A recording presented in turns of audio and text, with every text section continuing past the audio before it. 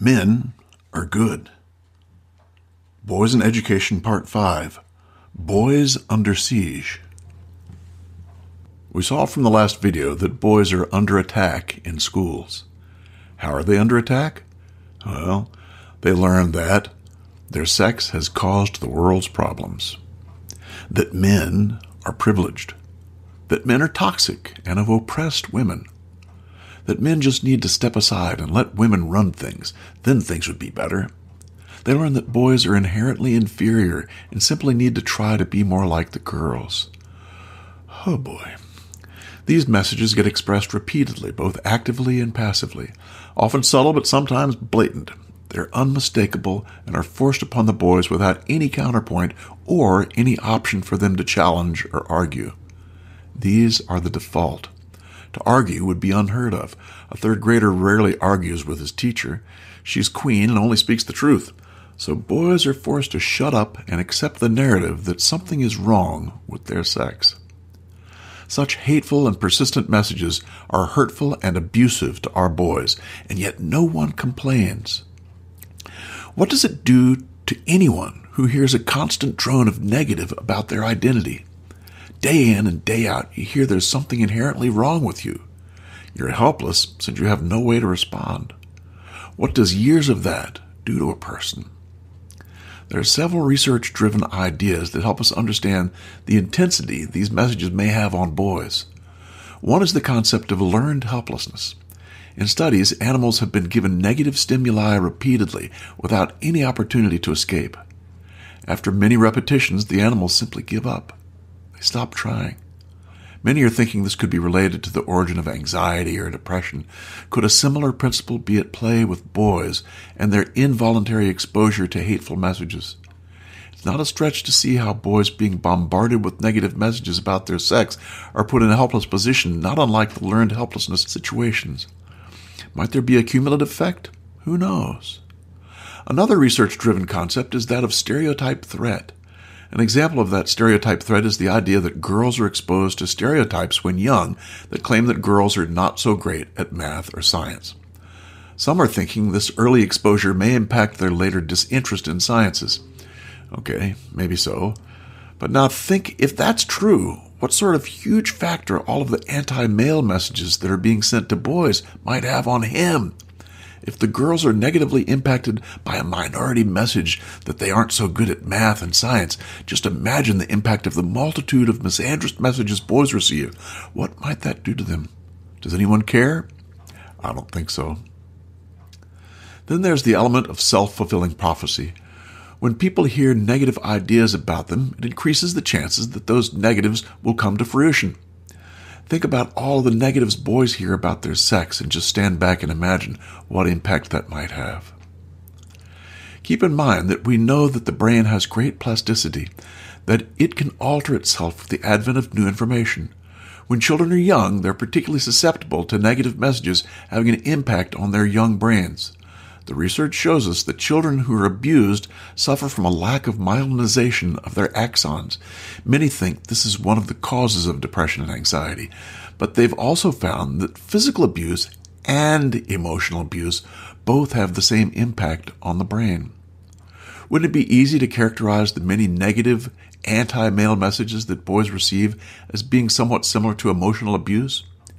One definition of emotional child abuse is the caregiver refuses to acknowledge the child's worth. Seems to me that this is similar to what boys hear just about every day. The brains of our young are sensitive to stressors. It's not a big leap to see that having one's sex disparaged on a regular basis is indeed a significant stressor. There are a couple of double standards I wanted to touch on before we have a look at the research, and the first one is violence. Yet another place you see this radical double standard is around the issues of violence. It's been a long-standing requirement in our culture to demand that boys not hit girls. Yeah, so be it.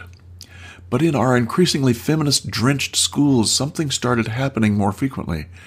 Girls started hitting boys. And what was the administrative response to this? Nothing.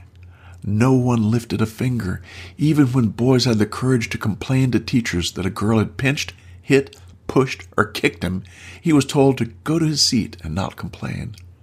I've heard many boys say the same thing. When they hit, there's immediate punishment. And when the girls hit, there is nothing. No one cares. Now, it didn't take long for some devious girls to realize they could attack whenever they wished. And they did. While most girls would never do such a thing, those who chose to attack under the protection of the gynocentric double standard made the boys' lives very difficult. What did the boys learn from this interaction?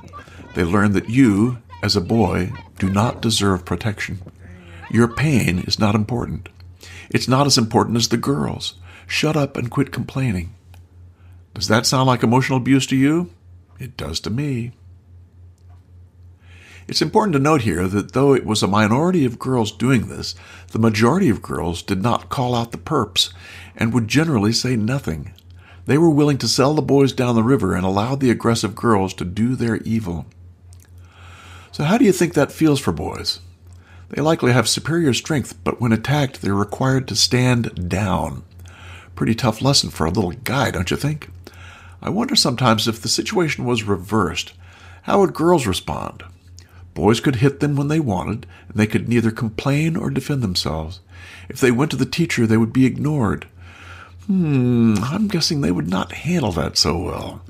I marvel at how the majority of boys have learned to deal with this blatant and hateful double standard. So the boys are getting an early gynocentric message. You better protect girls, and you, little sir, are not worth protection. Just shut up and go to war. I think it's time to allow boys to defend themselves. If this double standard only happened in schools, it might not seem so sinister, but the pattern of allowing women's violence towards men while disallowing men's violence towards women is a common occurrence in our culture. You look at the undercover YouTube videos showing public reaction to a man being violent towards a female partner.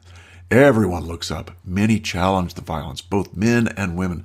Some men come up and physically stop the man. Some go farther and are violent against the offending man, while others just call the police. But what happens when it goes the other way and it's the women hitting the men? We see something very, very different. Much like the girl's reaction to the girl hitting the boy in school, no one gets upset. In fact, many people laugh and point. They make fun of him. You know, the victim. Can you see how this is the same dynamic we saw in the schools? It's just played out on a different level. Possibly the worst example of this double standard is the judicial lenience towards women who've murdered their husbands. You know, she says he abused her, so the judge says, well, it's okay that you killed him, and she gets probation. Try that one the other way around and see how far you get with this horrible double standard. You know the drill. And to top it off, there's yet another level of this hateful double standard of tolerating female violence. Our Congress, nearly 25 years ago, passed the Violence Against Women Act. Notice it doesn't say violence against people. It ignores men who are victims of female violence and focuses only on the women who are hit by men. Same thing, right? Just note that due to this gynocentric pattern, we now have 2,000 shelters for women who've been victimized by men, but only a handful of shelters for the men. And yes, the actual violence of women towards men is nearly equal to that of men. Gynocentrism runs silent, and it runs deep. I've talked with legislators about these double standards, and I've talked with feminists about this too. Both have the same attitude. We're concerned about men and boys, but, and then fill in the blank. I think the same bullshit responses would come from the people in public places who laughed at the men being victimized. They would not see their own bias and duplicity in such a double standard. They would think they were doing the right thing. And that is just how teachers and administrators respond when questioned about this. But, we care about boys. You may think that, but the evidence says something else. I'd like to bring up one more item related to the double standard before we close, and actually, in the next part of the series, we'll be examining the research that backs up our earlier discussions. One of those studies is particularly vexing. It shows that boys by the age of 7 believe that they're not as smart as girls. It even shows that girls feel they're smarter than boys and come to that conclusion even earlier than the boys. Here's a quote from the study. Researchers also found that children believed adults shared the same opinion as them, meaning that boys felt that they were not expected by their parents and teachers to do as well as girls and lost their motivation or confidence as a result. Wow. Somehow our boys, by the age of 7, get the idea they're not as smart as girls. Why are we not panicking over this? But people, educators, and our legislators simply snooze on. Of course, this is not simply a result of our schools, but they obviously play a part. How did our children get to the point that they both think boys are not as smart? What messages are they getting and why? I remember when I was in elementary school in the 1950s, the boys would tell the girls they were smarter, and the girls would tell the boys, no, they were smarter. It was all in fun, and we all knew that there were some really smart girls and there were some really smart boys.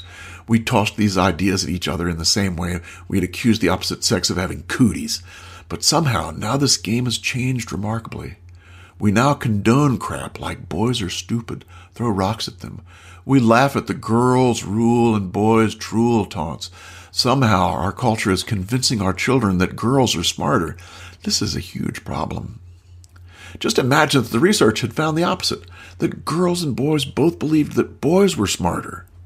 There'd be a national campaign in no time.